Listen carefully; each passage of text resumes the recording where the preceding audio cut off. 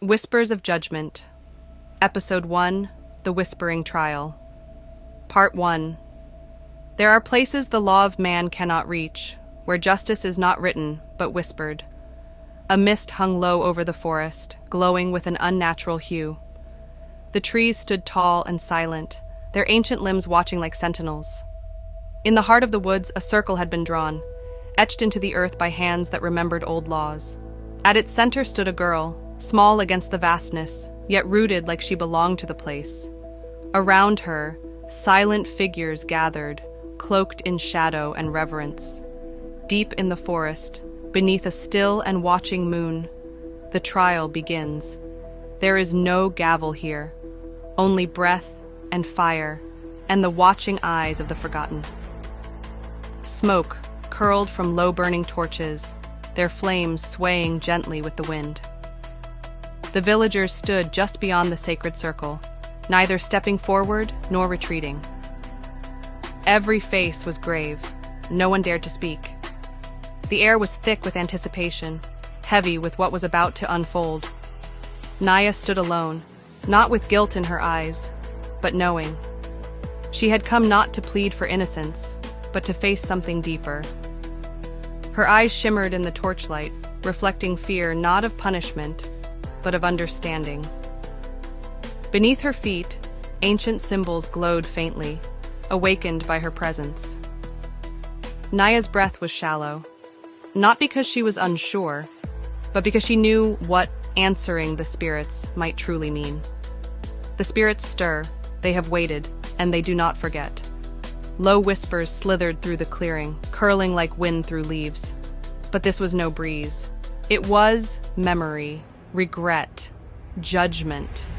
From the mist at the edge of the circle, ghostly shapes began to rise. They were not fully formed, just outlines of what once was. Their voices layered over each other, indistinct and echoing, until they felt more like thoughts than sound. "Please, I didn't want to break the rules," Nyah said, her voice trembling. "I just wanted to speak to her, to my mother." A tear slid down her cheek as she lowered her head.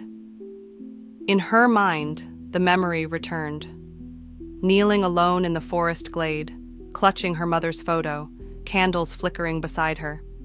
She had lit the flames in secret, spoken her mother's name beneath the old trees, and called out to the beyond, where no living voice should reach. It was the oldest law: never summon the dead for your own sorrow, not to grieve, not to ask. To do so was to disturb the balance, to rattle what must remain still. It was forbidden to call the dead, but grief had made her bold, or perhaps just foolish.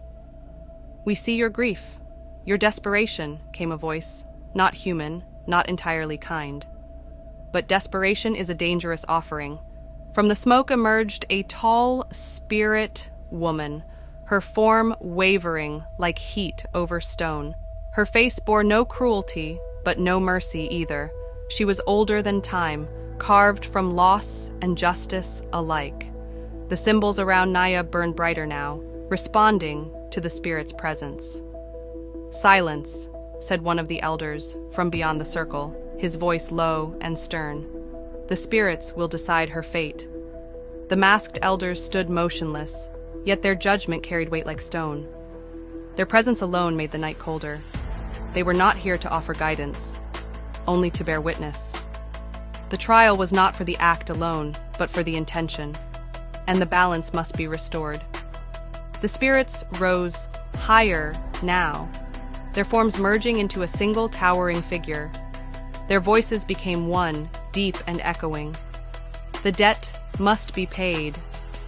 A piercing tone cracked through the clearing, silencing the whispers. Light burst from the spirit's core, bright and blinding, and a beam of that light struck Nyah in the chest. She gasped, her body convulsed. "No, please, I didn't mean to," she cried, her voice distorting.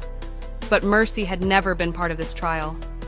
She arched backward, the light crawling through her veins, reshaping her from within. Her scream echoed through the trees, and then silence. Her body stilled, but her shadow did not. "The court has spoken. and Nyah is no longer who she was. She stood slowly, her eyes glowing with the same light that had judged her.